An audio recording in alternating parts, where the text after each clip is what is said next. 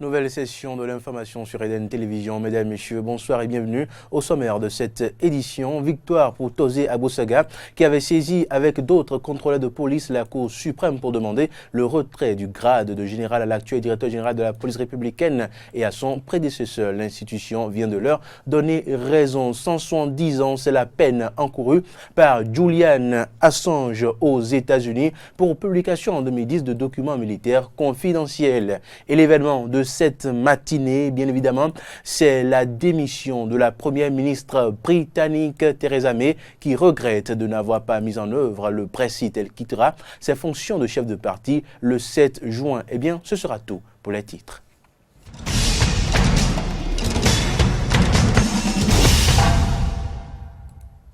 Bienvenue si vous venez de nous rejoindre. L'examen du certificat d'études primaires CEP ne se tiendra plus le lundi 3 juin 2019. L'information a été annoncée ce jeudi 23 mai 2019 par un communiqué du directeur des examens et concours DEC. Le démarrage des épreuves écrites, orales et sportives du certificat d'études primaires CEP est repoussé au mardi 11 juin 2019. Raison évoquée, la prise en compte des jours qui seront déclarés chômés et payés sur toute l'étendue du territoire national à l'instar du jour du Ramadan. Dans la période des examens, les candidats entre-temps convoqués pour le 3 juin disposent désormais d'une semaine supplémentaire pour se préparer à affronter les épreuves du CEP.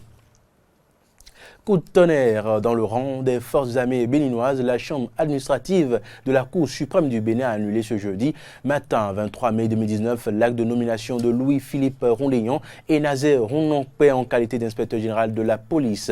La décision est tombée à l'issue d'une audience publique. En clair, les deux hommes qui ont été promus inspecteurs généraux de police le 1er août 2015 perdent ce grade. Pour rappel, Tozé Agbosaga et d'autres contrôleurs de police avaient saisi la Cour suprême pour demander le retrait de ce grade à l'actuel directeur général de la police républicaine et à son prédécesseur.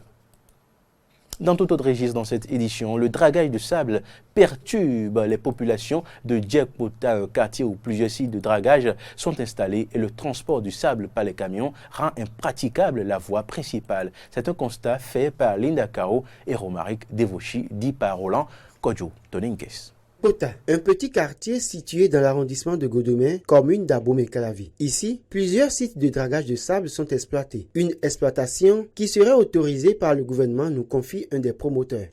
Comprenez que c'est l'État qui a suscité l'intérêt de certains investisseurs pour qu'ils se lancent dans le dragage. Parce que initialement, c'était le sable marin qui était utilisé pour les travaux de construction. Mais compte tenu de l'avancée rapide de l'érosion côtière, l'État du Bénin a pris la décision de suspendre l'exploitation du sable marin et a donc tourné les regards de la population vers les zones marécageuses présentant un potentiel de sable lagunaire. Cependant, beaucoup de dommages sont causés par ces opérations de dragage de sable. Des routes sont impraticables, l'inondation s'installe, des maisons sont en danger. Les populations de la localité en souffrent. Toutes les maisons sont inondées. Toutes les maisons sont inondées, les voies sont dégradées, tout. Nous ne pouvons plus circuler comme s'il le faut. Bon. Nous avons fait des grèves. Beaucoup de saisons sèches, nous remarquons que les cratères réalisés par les gros porteurs empêchent les petits véhicules de circuler correctement. Donc ils sont obligés de contourner, de prendre par des voies inappropriées pour pouvoir atteindre la route asphaltée. Le chef quartier de Djekpota et les riverains lancent un appel aux promoteurs de ces sites et au gouvernement. Ils espèrent une réponse à leur cri de cœur pour mettre fin à ce calvaire dont ils sont victimes. Bon, au gouvernement, c'est d'aider les promoteurs pour qu'ils puissent investir un peu et que l'État aussi apporte son apport pour que les voies soient pavées au lieu qu'on verse des sables tout le temps. Pendant la saison des crues, ils peuvent verser 1000 tonnes de sable. Ça n'aura jamais son effet sur la voie. Je souhaiterais, j'en appelle à leur conscience de venir nous soutenir un peu pour que les populations riveraines puissent trouver un peu de satisfaction. Nous voulons que le gouvernement nous porte secours Un paradoxe donc que cette localité, qui fournit le sable lagunais pour la construction de plusieurs infrastructures routières à Cotonou et même dans la commune d'Abomey-Calavi, soit pour autant difficile d'accès et dégradée. Vivement que le gouvernement écoute le cri de cœur de ces populations. Le préfet du Koufo, Christophe Megbedi, a réceptionné ce mercredi 22 mai 2019 des cartons de date offerts par le gouvernement saoudien au peuple béninois. Ces cartons de date constituent la part du présent destiné au Koufo. La réception a eu lieu en présence des imams des mosquées des communes du Koufo à la préfecture d'Aplarco. Jonas Bochi pour le compte rendu. C'est un grand jour pour moi de participer à la remise officielle de date du gouvernement saoudien au peuple béninois. C'est donc pour la remise officielle au département du Koufo des cartons de date, dont du gouvernement saoudien au peuple béninois, que les imams des mosquées des communes du Koufo se sont mobilisés ce mercredi 22 mai 2019 à la préfecture d'Aplahoue. Une occasion pour le préfet Christophe Megbedi de préciser la priorité accordée aux musulmans dans la distribution de ces dates. Les dates sont envoyées au peuple béninois, c'est vrai. Mais nous avons des frères actuellement qui sont en train de jeûner, de prier pour le Bénin. Pour cela que les dates iront à l'endroit de tout le monde, mais en particulier vers nos frères musulmans qui prient pour nous, qui prient beaucoup pour nous. Et que vraiment toutes les bénédictions soient. Prier pour la paix au Bénin, tel a été le dénominateur commun de toutes les interventions à cette remise des cartons de date à la préfecture d'Aplahoue. Nous voudrons demander à la communauté musulmane de prier pour le Bénin, pour que la paix règne. Pour que la paix règne et pendant cette période de carême, que toutes les bénédictions jaillissent, surtout le Bénin, notre cher et beau patrie. Que la paix règne partout. Que la paix puisse nous permettre d'aller à l'essentiel, c'est-à-dire au développement. On ne peut pas tendre vers le développement tant qu'on n'est pas comme compagne la paix, la vraie paix. La prière de chaque imam dans le Koufo, c'est seulement qu'il y a la paix, la vraie paix. Parce que sans la paix, on ne peut rien faire. Même aller à la mosquée, s'il n'y a pas la paix, on ne peut pas aller à la mosquée. Donc nous souhaitons à Allah, le Dieu, d'accorder la paix là, au peuple béninois. Au nom de la communauté musulmane du Koufo, l'imam de la mosquée centrale d'Azové a remercié le président Patrice Talon et le gouvernement saoudien pour ce don qui vient à point nommé. Nous remercions tous le président Talon et son gouvernement pour ce qu'il nous a envoyé. Ça va nous permettre de bien terminer les jours qui restent pour le mois de Ramadan. Nous le remercions sincèrement. Tous les imams des communes sont ici.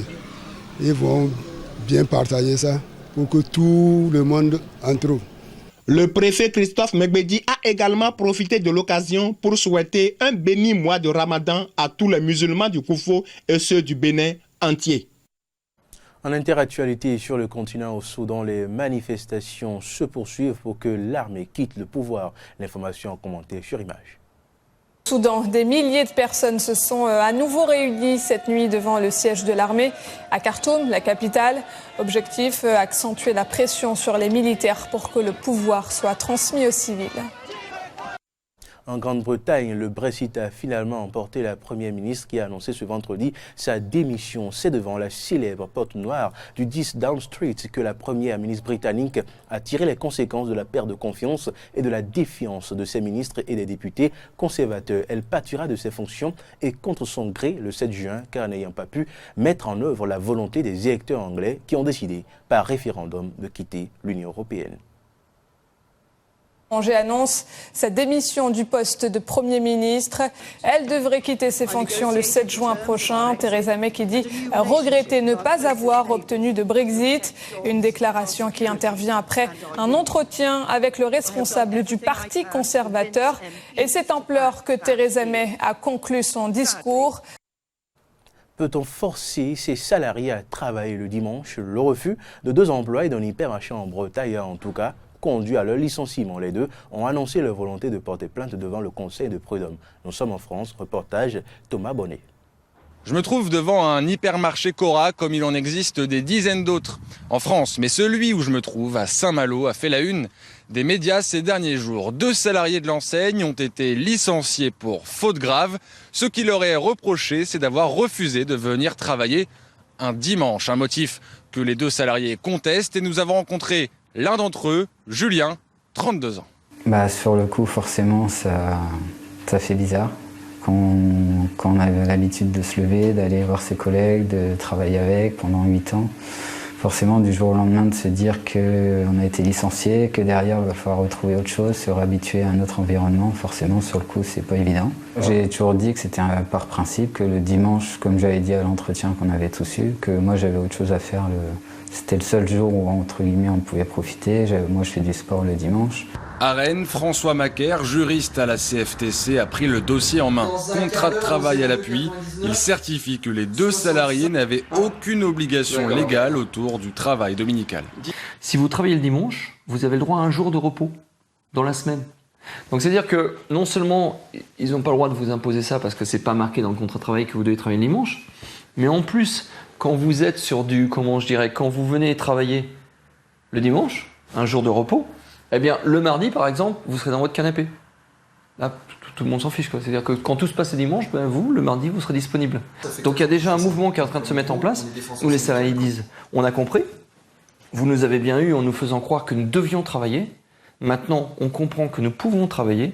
Donc c'est une possibilité. Eh bien, à compter d'aujourd'hui, on refuse. » Grâce à Christelle et grâce à Julien, ces gens, maintenant, ont la certitude qu'ils peuvent tout simplement refuser. Je me trouve dans un autre magasin Cora, près de Rennes, à Passé précisément. Et ici, le magasin n'ouvre pas le dimanche. Mais cette hypothèse inquiète les salariés qui ont peur de voir se reproduire ici la même situation que dans le magasin de Saint-Malo. On a fait plusieurs débrayages depuis l'année dernière et on a fait reculer là en septembre, jusqu'en septembre, donc l'ouverture du dimanche matin. Donc nous, on nous impose 5 dimanches dans l'année. À travailler, alors que moi mon contrat, ça fait 19 ans que je suis à Cora et mon contrat spécifie bien moi que je dois travailler du lundi au samedi et non pas le dimanche. Que le magasin ouvre si la loi Macron l'autorise, bien sûr. Par contre, nous ce qu'on souhaite, c'est que ce soit sur la base du volontariat. Et aujourd'hui, on nous impose de travailler le dimanche. Alors qu'on a des volontaires dans le magasin, donc il y aurait moyen de faire avec les volontaires. Mais on est obligé de travailler 5 dimanches dans l'année, quoi. Le travail du dimanche reste un sujet épineux en France. Le cas de ces salariés de Cora pourrait bien faire jurisprudence. De son côté, la direction de l'enseigne se refuse à tout commentaire. De nombreux produits de grande consommation seraient contaminés par des substances chimiques toxiques possiblement cancérigènes. C'est la conclusion d'une étude de l'ONG allemande Bund. Son rapport alerte aussi sur le manque de réglementation. Les détails avec François-Xavier Lambert. C'est une large gamme de produits de consommation très utilisés au quotidien qui sont concernés par ces révélations. Des vêtements, des chaussures, du maquillage ou encore des jouets pour les enfants. Selon ces conclusions reprises par de nombreux médias, ces produits potentiellement dangereux ne bénéficient pas des contrôles appropriés. Certains d'entre eux pourraient ainsi causer diverses maladies, notamment le cancer ou des maladies cérébrales. L'Agence européenne des produits chimiques, l'AEPC, est accusée de dissimuler ce scandale. L'AEPC travaille sur ce problème depuis des années. Nous voyons l'agence avancer dans la bonne direction, mais pourquoi tout ce secret ? Les fondements même des règles de sécurité chimique de l'UE sont ignorés. Le Bund n'a révélé que le sommet de l'iceberg. Maintenant, c'est à l'AEPC de nous en indiquer le reste. Je pense qu'il y a actuellement des produits chimiques sur le marché dont la composition n'est pas assez détaillée. Nous n'avons pas de données claires sur les produits chimiques qui ont été contrôlés. La seule chose que nous puissions dire avec certitude, c'est que le système ne fonctionne pas correctement. Nous avons des produits chimiques qui semblent ne pas être suffisamment contrôlés et c'est un vrai danger potentiel. Toutes les informations sur ces produits sont défectueuses et cela pourrait mettre en danger la vie des gens. Selon cette enquête, près de 650 entreprises violeraient la loi et ne respecteraient pas les règles de sécurité établies par l'AEPC. Certaines marques ont déjà été au centre de vastes scandales concernant la santé des consommateurs. L'ONG Bund demande aux autorités européennes de renforcer leurs mesures destinées à garantir la sécurité des produits de grande consommation. Dans l'affaire de déchets qui l'oppose aux Philippines, le gouvernement canadien vient de céder. Ottawa a annoncé son intention de rapatrier des centaines de tonnes de déchets envoyés illégalement aux Philippines en 2013. Ces ordures ont longtemps empoisonné les relations entre les deux pays. Les explications de Théo Combe. Vive tension diplomatique entre le Canada et les Philippines. La raison ? 103 conteneurs d'ordures ménagères expédiés de façon illégale d'Amérique du Nord vers l'archipel du Sud-Est asiatique de 2013 à 2014. Des centaines de tonnes de déchets en décomposition qui sont toujours présents dans 2 des principaux ports du pays. Le président philippin Rodrigo Duterte est monté au créneau le mois dernier pour mettre la pression sur le gouvernement canadien. Canada, je veux un bateau préparé. Vous feriez mieux de retirer ces déchets, ou on vous les enverra. Nous allons vous déclarer la guerre.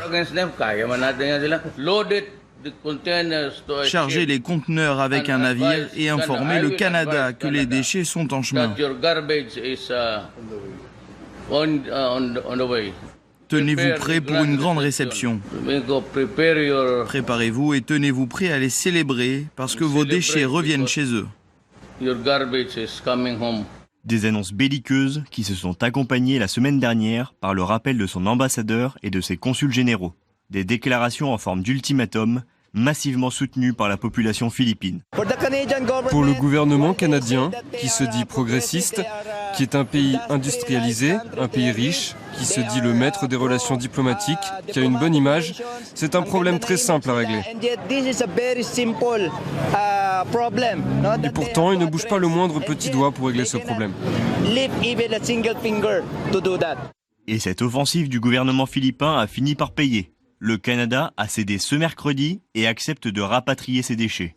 Le Canada accorde une grande importance à la relation profonde et de longue date établie avec les Philippines et continue de travailler avec ce pays pour régler rapidement le dossier prioritaire du rapatriement immédiat des déchets qui ont été exportés aux Philippines par une entreprise canadienne. L'enlèvement des déchets sera terminé d'ici la fin du mois de juin. Une défaite diplomatique pour le Premier ministre canadien Justin Trudeau, qui a annoncé par l'intermédiaire de sa ministre de l'Environnement, Catherine McKenna, que le Canada prendrait l'intégralité du transport et du traitement des déchets à sa charge.